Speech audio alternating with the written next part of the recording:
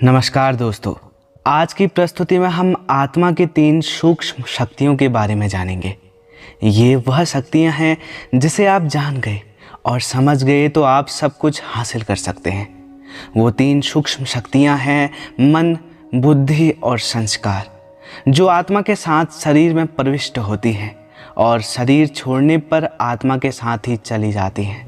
आत्मा की सोचने की शक्ति को मन कहते हैं और जब उन विचारों को बुद्धि द्वारा आत्मा समझती है तथा जब वे विचार कर्म व्यवहार में आते हैं तब ये कर्म आत्मा पर अपना प्रभाव छोड़ जाते हैं, जिसे संस्कार कहते हैं। इस वीडियो में आपको कई महत्वपूर्ण चीज़ों के बारे में पता चलेगा, जैसे कि विचार कितने प्रकार के होते हैं। इसमें आपको जानने को मिलेगा कि विचार हमारे जीवन में कैसे प्रभाव छोड़ते हैं। तो आइए इसे विस्तार पूर्वक समझते हैं। आत्मा की पहली सूक्ष्म शक्ति है मन। मन में ही विचार करने की क्षमता है, इच्छा शक्ति है, कल्पना करने की शक्ति है और महसूस करने की क्षमता है। जब मनुष्य इन क्षमताओं को समझ नहीं पाता तब वह उसके अधीन हो जाता है। उसके बाद मनुष्य कहता है कि मन तो चंचल घोड़ा है जो चारों ओर भटकता रहता है, या फिर मन तो एक चंचल बच्चे जैसा है। लेकिन मन का दूसरा पहलू यह भी है कि मन बड़ा सुंदर है।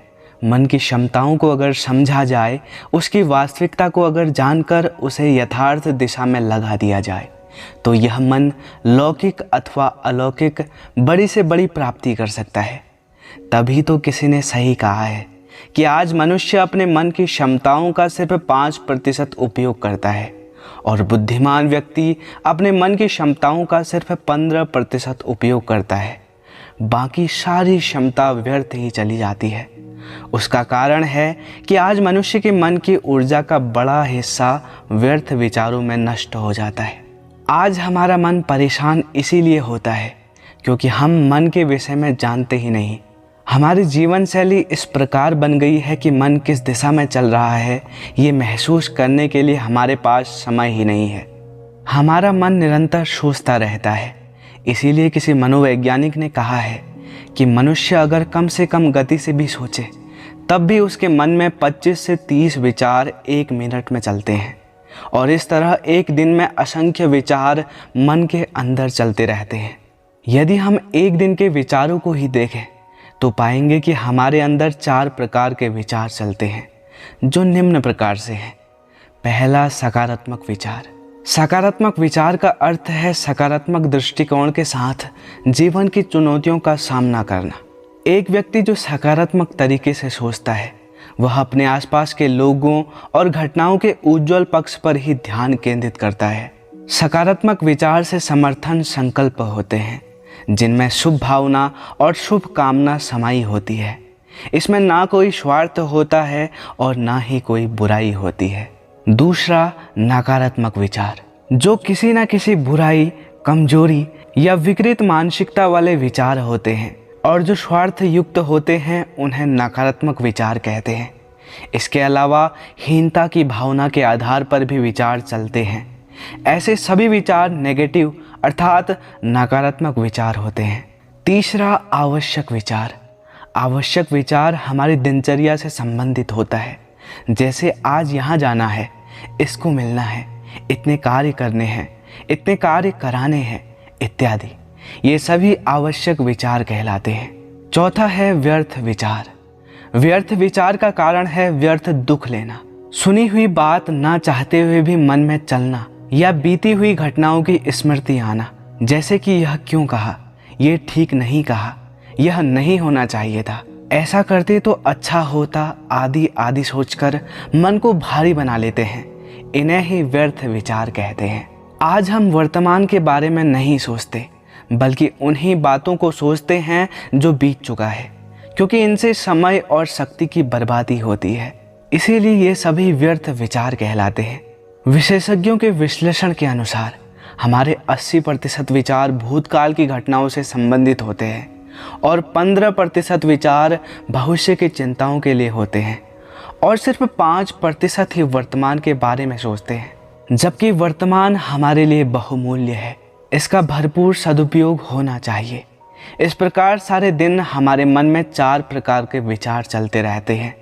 सकारात्मक विचार, नकारात्मक विचार, आवश्यक विचार और व्यर्थ विचार। इस तनाव के युग में हम यदि विश्लेषण करें कि हमारे मन में अधिकतर विचार किस प्रकार के हैं, तो महसूस होगा कि ज़्यादातर व्यर्थ ही विचार चलते हैं और दूसरे नंबर पर नकारात्मक विचार ज़्यादा चलते हैं। आवश्यक विचारों में भी स्वार्थ अधिक होता है तो वो भी नकारात्मक हो जाते हैं और इस तरह सकारात्मक विचार बहुत कम चलते हैं, या कहें तो ना के बराबर ही होते हैं। हमारा जीवन कैसे बीतेगा यह हमारे मन के विचारों पर निर्भर करता है। इसीलिए कहा जाता है, जैसा चिंतन वैसा जीवन, जैसा सोचोगे वैसा ही पाओगे। मैं आपको एक कहानी सुनाता हूँ। इस कहानी को आप ध्यान से सुनिएगा। इससे आपको समझ आएगा मन के विचार हमारे जीवन पर कैसे प्रभाव छोड़ते हैं। एक बार एक राजा था और उसका एक मित्र था जो लकड़ी का बड़ा व्यापारी था। दोनों की बहुत गहरी मित्रता थी। एक दिन वह लकड़ी का व्यापारी अपना लकड़ी का ढेर देख रहा था। तभी उसकी नज़र चंदन की लकड़ी पर पड़ी और उसने देखा कि बहुत सारी चंदन की लकड़ियां हैं। तब उस व्यापारी का दिमाग हिसाब लगाने लगा कि चंदन की लकड़ियां तो बहुत महंगी हैं, कौन खरीदेगा इन लकड़ियों को। उसने हिसाब लगाया कि उसकी कितनी पूंजी अटकी हुई है। अगर वह इन सभी लकड़ियों को बेच देगा तो उसकी सारी पूंजी निकल जाएगी, लेकिन इन लकड़ियों को खरीदेगा कौन। अब इस तरह वह व्यापारी घंटों तक सोचता रहा।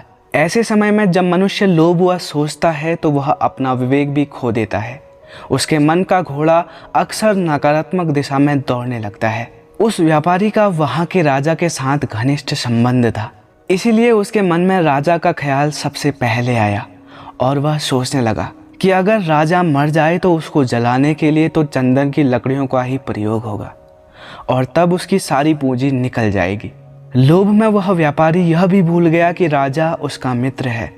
फिर वह सोचने लगा कि राजा मरे तो मरे कैसे, क्योंकि राजा कोई बुजुर्ग तो है नहीं जो इतनी जल्दी मर जाएगा। फिर वह सोचने लगा कि अगर कोई आकस्मिक कारण बने या कोई ऐसी बीमारी का कारण बने तब तो वह राजा जरूर मर सकता है। लेकिन फिर उसका मन सोचने लगा कि राजा तो स्वस्थ है तो बीमारी आ नहीं सकती। इन्हीं विचारों में उसकी रात की नींद हराम हो गई। वह रात भर यही सोचता रहा कि राजा मरे तो मरे कैसे। फिर उसके मन में विचार आया कि अगर कोई इस राज्य पर हमला करे और उसमें राजा मारा जाए तब वह अवश्य मर सकता है। लेकिन दूसरी ओर उसे ख्याल आया कि राजा के सभी आसपास के पड़ोसी राज्यों के साथ बहुत अच्छे संबंध हैं, कोई भी उसके साथ युद्ध का ऐलान नहीं कर सकता। फिर उस व्यक्ति को एक विचार आया, अगर प्रजा में से कोई उसको मार दे तब तो वह अवश्य मर सकता है।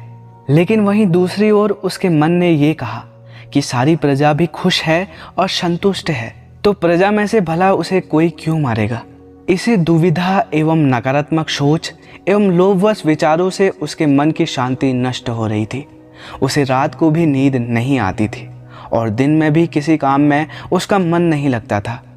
ऐसे में नकारात्मक विचार उसके मन पर हावी होने लगे थे, जिससे वह बहुत परेशान रहने लगा। जब भी वह महल में राजा से मिलने जाता था तो पहले जैसा स्नेह, प्यार, मित्रता का भाव, खुशी आदि उसके चेहरे से नहीं झलकती थी और वह राजा को उसी दृष्टि से देखता था कि यह मरे तो मरे कैसे। व्यापारी को यह मालूम नहीं था कि हमारे विचारों के भाव चेहरे पर दिखने लगते हैं और उनके वातावरण में फैलने लगते हैं।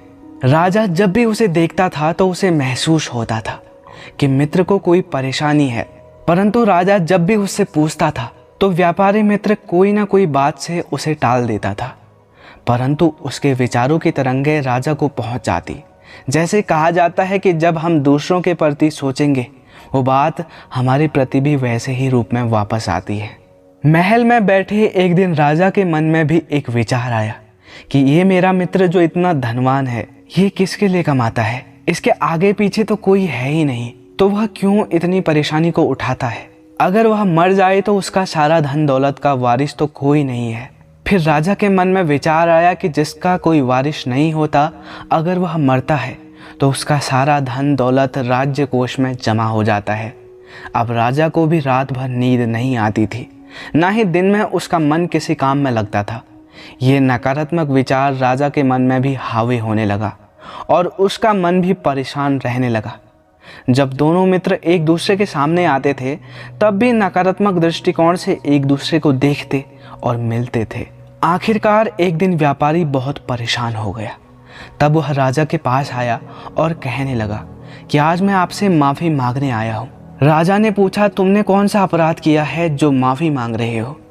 तब उसने कहा, मैंने कोई अपराध नहीं किया है, परंतु मन में आपके प्रति कुविचार आया है। और उसने सारी बात राजा से कह दी कि कैसे चंदन की लकड़ियों से मेरे मन में लोभ शुरू हुआ। अब वह बहुत परेशान है। जब तक वह चंदन की लकड़ियों को हटाएगा नहीं, तब तक वह उस परेशानी से मुक्त नहीं हो सकता। राजा ने सोचा कि अगर मेरा मित्र माफ़ी मांग रहा है तो मुझे भी माफ़ी मांगनी चाहिए, क्योंकि मेरे मन में भी उसके प्रति कुविचार आया था। राजा ने भी मित्र को अपनी बात बताई। तब फिर दोनों ने एक दूसरे से माफ़ी मांगी और फिर सोचने लगे कि अब इन सारी चंदन की लकड़ियों का क्या किया जाए। राजा ने कहा, मेरे महल में सब कुछ है, मुझे किसी चीज़ की आवश्यकता नहीं है, लेकिन महल के बाहर जो बगीचा है वहाँ एक मंदिर का निर्माण करते हैं और उसमें इन सारी चंदन की लकड़ियों को लगाते हैं। सारे वातावरण में खुशबू भी फैलेगी और भगवान की भक्ति, प्रार्थना आदि चलेगी और लोगों को भी शांति मिलेगी। व्यापारी मित्र को भी यह बात पसंद आई और दोनों मंदिर के निर्माण के कार्य में आगे बढ़े। मित्र ने सारी चंदन की लकड़ियों को भेज दिया। तब राजा ने राज्य कोष से पैसे निकालकर उस मित्र को देना चाहा, परंतु मित्र ने कहा, मुझे यह धन नहीं चाहिए, लेकिन इस धन को राज्य कल्याण के प्रति लगा दिया जाए। इस तरह जब दोनों के मन में सकारात्मक विचार आया, यानी जब एक के मन में मंदिर निर्माण का और दूसरे के मन में राज्य कल्याण का विचार आया, तब दोनों का मन शांत हो गया और फिर से दोनों के बीच स्नेह, प्यार, मित्रता का भाव और खुशी के पल प्रभावित होने लगे। इस कहानी से हमें ये पता चलता है कि जब मनुष्य के मन में नकारात्मक या व्यर्थ विचारों का प्रभाव बढ़ जाता है, तब उसका मन अशांत और परेशान हो उठता है। तब उसका मन ना दिन में किसी काम में लगता है और ना रात में उसे चैन की नींद आती है। परंतु जब सकारात्मक विचार का प्रभाव बढ़ता है, तब मन शांत और प्रसन्न होने लगता है। फिर काम में भी मन लगता है और रात को भी चैन की नींद आती है। तभी तो कहा जाता है, मनुष्य का मन ही उसका परम मित्र है और मन ही उसका सबसे बड़ा शत्रु है। मन के विचारों का प्रभाव हमारे जीवन पर बहुत गहरा है। जैसे मनुष्य के मन में विचार होंगे, वैसे ही उसकी भावनाएं और व्यवहार होगा। अर्थात विचार एक महान शक्ति है। व्यक्ति का जैसा विचार होता है, वह वैसा ही जीवन में अनुभव करता है। जब मनुष्य किसी विचार को बार बार दोहराता है, तब उसकी मनोवृत्ति वैसे ही बन जाती है। मनोवृत्ति के आधार पर ही उसकी मान्यताएं बनने लगती है और फिर वही मान्यताएं सत्य होने लगती है। विचार एक प्रकार से एक बीज है। जैसा विचार बीज मानव अपने मन में रोपित करता है और उसमें मन को जितना लगाता है, उतनी ही मन की शक्ति भी लगानी पड़ती है। सकारात्मक विचार मन में शक्ति का संचार करता है, जबकि नकारात्मक विचार मानसिक शक्ति को क्षीण करते हैं, जिससे थकान और खोखलेपन का अनुभव होता है। आत्मा की दूसरी सूक्ष्म शक्ति है बुद्धि। मन और बुद्धि का एक दूसरे के साथ गहरा संबंध है। मन सोचने की शक्ति है तो बुद्धि समझने की शक्ति है। इसीलिए कहा जाता है, सोच समझ कर बोलना। अर्थात सोचने का काम मन करता है, लेकिन उसे समझने का काम बुद्धि करती है। यह भी कहते हैं कि मन यदि घोड़ा है तो बुद्धि उसकी लगाम है। लगाम हाथ में होगी तो मन रूपी घोड़ा कभी तूफान नहीं मचाएगा। घोड़ा अनुशासित तभी रहेगा जब अगर लगाम को छोड़कर घुड़सवारी की कोशिश करेंगे तो घोड़ा हमें जमीन पर पटक देगा। इसी प्रकार बुद्धि रूपी लगाम को हाथ में पकड़े बगैर मन की घुड़सवारी करने पर पश्चाताप ही करना पड़ता है। अब हम जानने की कोशिश करते हैं कि बुद्धि क्या चीज़ है। बुद्धि आत्मा का वह अंतर्क है जिसमें वह हर बात को देखती और समझती है। मन के सारे विचार बुद्धि के पास आते हैं और बुद्धि उन विचारों का एक बिंब बनाती है और यह बुद्धि का दृश्य यानी विजुअलाइजेशन अर्थात मानसिक दर्शन जितना शक्तिशाली होता है, उतना उसमें समझने की शक्ति बढ़ जाती है। बुद्धि के इस अंतर चक्षु द्वारा हम केवल बाह्य या भौतिक वस्तु को ही नहीं देखते, अपितु मनुष्य की सूक्ष्म भावनाओं को भी देख सकते हैं और समझ सकते हैं। बुद्धि की दो विशेषताएं हैं, पहला विवेक और दूसरी स्वतंत्रता। विवेक युक्त बुद्धि से मानव सही और गलत को अच्छी तरह से परख सकता है। उदाहरण के तौर पर आप किसी बच्चे के सामने झूठ बोलकर देखें तो वह तुरंत उसके विवेक के आधार पर आपसे कहेगा कि यह झूठ है, परंतु उस वक्त हम उस बच्चे को तुरंत चुप कराते हुए कहते हैं कि तुम्हें सही समझ नहीं है, अर्थात हमने उसके विवेक को मार दिया। तब वह बच्चा एक दुविधा में पड़ जाता है कि मेरा विवेक तो कहता है कि यह गलत है और बड़े कहते हैं कि मैं समझता ही नहीं, और शायद वह अपनी बुद्धि को मानने लगता है कि बड़े ज़्यादा जानते हैं। फिर दूसरी बार किसी बात पर जब वह अपने समझ का इस्तेमाल करके झूठ बोलता है, तब भी बड़ों से डांट पड़ती है कि तुम झूठ बोलते हो, तुमने यह बात कहाँ से सीखी। फिर वह बच्चा बहुत असमंजस में पड़ जाता है कि जब उसने सही कहा तब उन्होंने कहा कि तुम समझते ही नहीं, और जब मैंने उनके हिसाब से कहा तब वह कहते हैं कि मैं झूठ बोलता हूँ, तो फिर सही क्या है।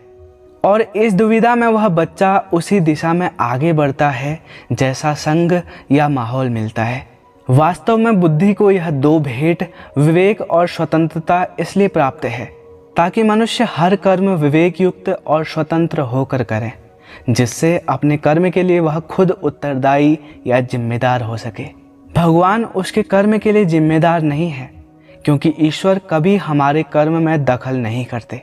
जब मनुष्य की बुद्धि किसी बात को अपने अंतर चक्षु से देखती है, अच्छी तरह समझती है, उसका विश्लेषण करती है, तब वह हर बात का यथार्थ निर्णय लेने लगती है। इसीलिए जीवन में हर मनुष्य ने यह अवश्य महसूस किया होगा कि जब जब उसने सही निर्णय लिया है तब तब उसे सुकून का अनुभव हुआ होगा। इसके विपरीत जीवन में जब जब गलत निर्णय लिया होगा तब तब अंदर ही अंदर आत्मा स्वयं को कचोटती होगी। आज मनुष्य की बुद्धि कमज़ोर होने के कारण व्यर्थ और नकारात्मक विचारों के प्रभाव में आ गई है, इसीलिए सही निर्णय नहीं ले पाती है। आत्मा की तीन सूक्ष्म शक्तियों में बुद्धि महत्वपूर्ण शक्ति है। बुद्धि को ही अंतरात्मा की आवाज़ कहते हैं, जो कभी गलत नहीं होती। हमें सिर्फ उसे सुनने की आवश्यकता है। बुद्धि अपने विवेक से जब सही निर्णय लेती है तब आत्मा सुख, शांति, आनंद आदि गुणों से भरपूर हो जाती है। बुद्धि जितनी शक्तिशाली और स्पष्ट होगी उतना ही निर्णय सही होगा। जैसे आँखें अगर धुंधली है तो स्पष्ट दिखाई नहीं पड़ता और हमें ठोकर भी लग सकती है, उसी तरह नकारात्मकता अंतर्दृष्टि को धुंधला कर देती है, जिसके कारण स्पष्ट दिखाई नहीं देता। उस अवस्था में लिया गया हर निर्णय गलत साबित होता है और फिर बार बार गलत निर्णय लेने से आत्मविश्वास हिल जाता है और इस प्रकार मनुष्य का मनोबल और इच्छा शक्ति कमज़ोर होने के कारण बुद्धि मन के नकारात्मक विचारों के प्रभाव में रहने लगती है।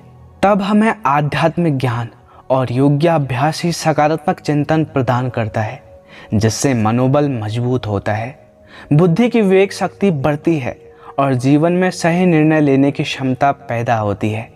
लेकिन आज मनुष्य इन सब चीज़ों से दूर होता जा रहा है, जिससे उसकी बुद्धि कमज़ोर होती जा रही है। जब बुद्धि कमज़ोर होने लगती है तब कार्य क्षमता पर इसका सीधा प्रभाव पड़ता है। दोस्तों, मैं आपको एक कहानी के माध्यम से समझाता हूँ। एक गरीब लड़का था जिसे नौकरी की सख्त तलाश थी। अनेक प्रयत्नों के बाद भी उसे कोई काम नहीं मिला। तब उसके एक मित्र ने कहा कि वह लकड़ी के एक व्यापारी सेठ के पास चला जाए, शायद उसे वहाँ कोई काम मिल जाए। वह उस सेठ के पास चला गया और उसने सेठ से अपने लिए काम मांगा। सेठ ने पूछा कि वह क्या काम कर सकता है। युवक ने कहा कि वह शक्तिशाली है, कोई भी काम कर सकता है। सेठ ने पूछा क्या वह लकड़ी काट सकता है। युवक तैयार हो गया। सेठ उस युवक को पीछे गोदाम में ले गया जहाँ लकड़ियों का ढेर रखा हुआ था और कहा कि ये सारी लकड़ियाँ काटनी है। युवक उस काम को करने के लिए तैयार हो गया तो सेठ ने उसे कुल्हाड़ी दी और काटने के लिए कहा। सारा दिन वह लकड़ी काटता रहा। दिन के अंत में सेठ ने सोचा कि देखते हैं उस युवक ने कितनी लकड़ी काटी है। उसने देखा कि युवक ने सारे दिन में करीब 25 लकड़ियां काटी थी। सेठ उसे देखकर बहुत प्रसन्न हो गए और कहने लगे, तुम्हारे में अच्छी क्षमता है, चलो तुम्हारी नौकरी पक्की। रोज़ सुबह आकर शाम तक लकड़ी काटनी है, दिन में 1 घंटा आराम मिलेगा। युवक उस बात को सुनकर खुश हो गया और वह घर चला गया। अब वह प्रतिदिन आकर लकड़ी काटता और घर चला जाता। ऐसे करते करते 10 दिन बीत गए। फिर सेठ ने सोचा कि देखना चाहिए युवक क्या कर रहा है। जब सेठ दिन के अंत में देखने गया तो देखा कि युवक ने सारे दिन में सिर्फ 15 लकड़ियां ही काटी थी। सेठ ने युवक से कहा कि उसकी क्षमता कम कैसे हो गई। पहले दिन तो उसने 25 लकड़ियां काटी थी और 10 दिन के बाद सिर्फ 15 लकड़ियां ही काट पाया।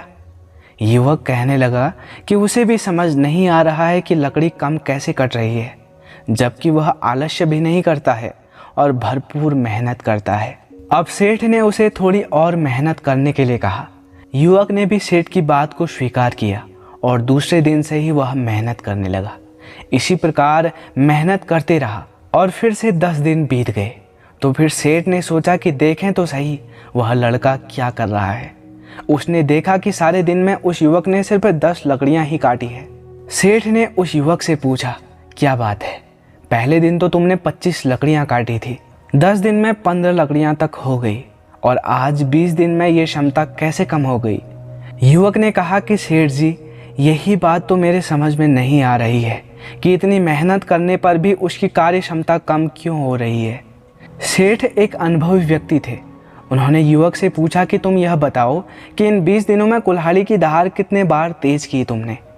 युवक ने कहा, सेठ जी, समय कहाँ मिलता है कुल्हाड़ी की धार तेज करने का, सारा दिन तो लकड़ी काटने में चला जाता है। फिर सेठ ने कहा, अरे भाई, उसके लिए तुम्हें अलग समय थोड़ी ही दिया जाएगा। जैसे ही तुम काम पर आते हो सबसे पहले तुम्हें कुल्हाड़ी की तेज धार करनी चाहिए, तब तुम कम मेहनत में भी अधिक लकड़ी काट सकोगे। ऐसे तो तुम मेहनत भी अधिक कर रहे हो और तुम्हारी कार्य क्षमता भी कम हो रही है और काम भी नहीं हो रहा है। परंतु यह बात उस युवक की समझ में नहीं आ रही थी। ठीक उसी प्रकार आज मनुष्य की कार्य क्षमता कम होती जा रही है, जिसके कारण तनाव बढ़ रहा है और इसी कारण मनुष्य का चिड़चिड़ापन भी बढ़ रहा है। इन सब बातों का कारण है कि अपनी बुद्धि की धार को आध्यात्मिक ज्ञान एवं मेडिटेशन से तेज नहीं किया जाता है। आज का मनुष्य भी यही कहता है कि इसके लिए उसके पास समय ही नहीं है। समय मिलेगा नहीं, निकालना पड़ेगा। मनुष्य अगर सुबह सुबह आध्यात्मिक ज्ञान और योगाभ्यास से अपनी बुद्धि की धार तेज कर ले तो उसका सारा दिन अच्छा रहता है, क्योंकि आध्यात्मिक ज्ञान और मेडिटेशन उसके मन को सशक्त करता है, जिससे अंतर चक्षु स्पष्ट हो जाते हैं और हर बात को सही समझकर कार्य करने लगता है, जिससे बुद्धि की क्षमता बढ़ जाती है और कुशलता भी आ जाती है। आत्मा की तीसरी सूक्ष्म शक्ति है संस्कार। मनुष्य अपने मन के विचारों को बुद्धि की विवेक शक्ति से समझकर जब स्वतंत्र इच्छा से कर्म करने लगता है, तब वह कर्म आत्मा पर अपना प्रभाव छोड़ देता है, जैसे हम संस्कार कहते हैं। यह संस्कार अर्थात कर्म का प्रभाव हमारी स्मृति में समा जाता है और हमारे संपूर्ण व्यक्तित्व का निर्माण करता है। बार बार किया जाने वाला कर्म आदत का रूप लेकर उसके अर्ध चेतन मन में समा जाता है। मन और बुद्धि भी तदनुसार कार्य करने लगते हैं। इस तरह जब मानव नकारात्मक संस्कारों के चक्रव्यूह में घिर जाता है, तब चक्रव्यूह को तोड़कर अपने जीवन को नई दिशा देना व्यक्ति के लिए बहुत कठिन हो जाता है। उन आदतों से परेशान व्यक्ति आत्मशक्ति के अभाव में उससे बाहर नहीं निकल पाता। उदाहरण के तौर पर शराब या सिगरेट की आदत वाला व्यक्ति आत्मिक शक्ति के अभाव में इनसे मुक्त नहीं हो पाता। हर आत्मा में 5 प्रकार के संस्कार होते हैं। हर व्यक्ति एक दूसरे से भिन्न होते हैं। जैसा व्यक्ति का संस्कार होता है वैसा स्वभाव होता है, और जैसा उसका स्वभाव होता है वैसे ही उसके लक्षण होते हैं। इसीलिए संसार में आज 7 अरब से अधिक जनसंख्या है, लेकिन एक के भी लक्षण दूसरे से नहीं मिलते। यहाँ तक कि 2 जुड़वा बच्चे होते हैं तो भी माँ खुद कहती है कि दोनों के स्वभाव में अंतर है। ये भिन्नता उसके संस्कारों के कारण होती है। पहला है मूल संस्कार, अर्थात आदि और अनादि संस्कार। जब ईश्वर के धाम से मनुष्य की आत्मा इस संसार में आती है तब वह अपने निजी शतोगुणी संस्कार लेकर आती है। इसीलिए जब कोई मनुष्य किसी नवजात शिशु के सामने जाता है तब एक अलौकिक भावना का संचार होता है। उसे देखकर कभी नफरत नहीं आती, क्योंकि हर वक्त बच्चे से सकारात्मक ऊर्जा जैसे आनंद, प्रेम, खुशी, पवित्रता की तरंगें निकलती रहती है। इसीलिए बच्चे के प्रति कभी भी नकारात्मक भाव पैदा नहीं होते। हर बच्चे का वास्तविक स्वरूप सतोगुणी होता है। यही उस समय उसके मूल संस्कार में होते हैं। हर आत्मा के मूल संस्कार एक जैसे ही होते हैं, लेकिन जैसे जैसे बच्चा बड़ा होने लगता है वह अपने वास्तविक सतोगुणी स्वरूप से दूर जाने लगता है और कमजोरियों के वशीभूत हो जाता है। तब वह बच्चा 7 गुणों की जगह 7 अवगुण ले लेता है, जैसे काम, क्रोध, लोभ, मोह, अहंकार, ईर्ष्या और नफरत आदि। दूसरा है पूर्व जन्म के संस्कार। हर आत्मा भिन्न भिन्न स्थान एवं परिवेश से अपने पूर्व जन्मों के संस्कार साथ लेकर इस जन्म में आती है। उदाहरण के तौर पर हम कई बार समाचार पत्रों में पढ़ते या सुनते हैं कि एक 5 साल का बच्चा शास्त्रों के श्लोक बोलने लग गया है, जबकि घर में किसी को संस्कृत नहीं आती थी। या एक 3 साल का बच्चा कंप्यूटर चलाने लग गया है, तब कहते हैं कि उसके पूर्व जन्म के संस्कारों का उदय हुआ है। अब स्वाभाविक रूप से प्रश्न उठता है कि क्या उन संस्कारों को उन्हीं बच्चों में उदय होना था, बाकी सब में क्यों नहीं? हकीकत यह है कि पूर्व जन्म के संस्कारों का उदय तो हर एक में होता है, लेकिन उनकी तीव्रता में फर्क पड़ता है। जब पूर्व जन्म के संस्कार हमारी बुद्धि पर प्रभाव डालते हैं तब उसकी समझ काम नहीं करती, और फिर पूर्व जन्म के संस्कार हमारी कर्मेंद्रियों पर अधिकार जमाकर उसे चलाने लगती है, जिससे व्यक्ति गलतियां कर लेता है। तीसरा है गर्भ संस्कार। गर्भ संस्कार उन संस्कारों को कहते हैं जिन्हें गर्भकाल के दौरान बच्चा अपने माता पिता के चिंतन से ग्रहण करता है। उदाहरण के लिए अभिमन्यु के विषय में यह कहा जाता है कि जब वह माता की कोख में था तब अर्जुन उसकी मां को चक्रव्यूह भेद कर उसके अंदर घुसने की कला सुना रहे थे, परंतु जब वह चक्रव्यूह से बाहर निकालने की युक्ति सुनाने लगे तब अभिमन्यु की मां को नींद आ गई थी। इस कारण अभिमन्यु महाभारत के युद्ध में कौरवों द्वारा रचे गए चक्रव्यूह को तोड़कर अंदर तो घुस गया था, परंतु बाहर नहीं निकल सका। चौथा है वातावरण या संघ के प्रभाव का संस्कार। कहा जाता है जैसा संघ है वैसा रंग है, अर्थात वातावरण और संघ के रंग वाले इन संस्कारों का प्रभाव भी मनुष्य जीवन पर बहुत गहरा होता है। कई बार देखते हैं कि खानदानी परिवार के बच्चे जब कॉलेज में या हॉस्टल में पढ़ाई के लिए जाते हैं और वहाँ अगर बुरी संगत में लग जाते हैं तब संघ के प्रभाव में आकर वे बुराई के मार्ग पर अग्रसर हो जाते हैं। ये वातावरण या संघ के प्रभाव का संस्कार के कारण ही होता है। पांचवा है दृढ़ता या मनोबल के संस्कार। व्यक्ति एक बार जब अपने मन में कुछ ठान लेता है कि मुझे सिर्फ ऐसे ही करना है, तब उसके बाद उसे कोई भी बदल नहीं सकता। उसका संकल्प इतना दृढ़ होता है कि उस दृढ़ संकल्प के कारण वह असंभव को भी संभव कर लेता है। दृढ़ संकल्प के द्वारा आप अपनी व्यक्तित्व को जैसे चाहे वैसे बदल सकते हैं। व्यक्तित्व एक बर्फ की शिला जैसा है जिसका 90% भाग अंदर है और 10% भाग ऊपर है। आत्मा बीच में है जिसमें अथाह क्षमता है और अथाह शक्ति है।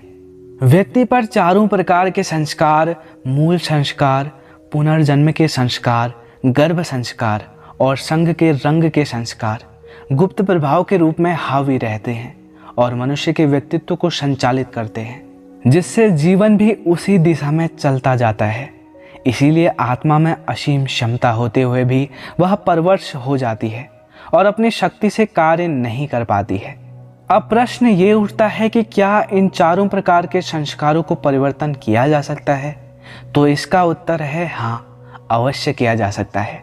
जैसे लोहे को लोहे द्वारा ही, हीरे को हीरे द्वारा ही काटा जा सकता है, वैसे ही संस्कारों को संस्कारों से काटा जाता है। उसके लिए 5वें प्रकार के दृढ़ता के संस्कारों को जागृत करना पड़ता है। दृढ़ता की शक्ति हर एक में होती है, परंतु जब तक हम उसे जागृत नहीं करते तब तक वह गुप्त रूप से अंदर रहती है। दृढ़ता की शक्ति को जागृत करने के लिए सकारात्मक संकल्प की शक्ति अथवा समर्थ संकल्पों की रचना करनी चाहिए, जो आत्मा की अथाह शक्ति और क्षमता को व्यक्तित्व में प्रत्यक्ष करते हैं। तब ये चारों प्रकार के संस्कार निष्क्रिय हो जाते हैं। इसमें आध्यात्मिक ज्ञान से सहायता मिलती है, क्योंकि आध्यात्मिक ज्ञान ही हमें श्रेष्ठ और सकारात्मक दिशा प्रदान करता है और व्यक्ति को जीवन में महानता के शिखर तक पहुंचाता है। तो दोस्तों, आपने इस प्रस्तुति में जाना कि आत्मा की 3 सूक्ष्म शक्तियां कौन कौन सी है जो हमारे जीवन पर प्रभाव डालती है। यह प्रस्तुति आपको कैसी लगी कमेंट्स में आप ज़रूर बताइएगा, और अगर आप हमारे चैनल पर नए हैं तो हमारे चैनल को सब्सक्राइब ज़रूर करें। तो मिलते हैं आपको एक अमेजिंग वीडियो के साथ। तब तक के लिए अपना ख्याल रखें।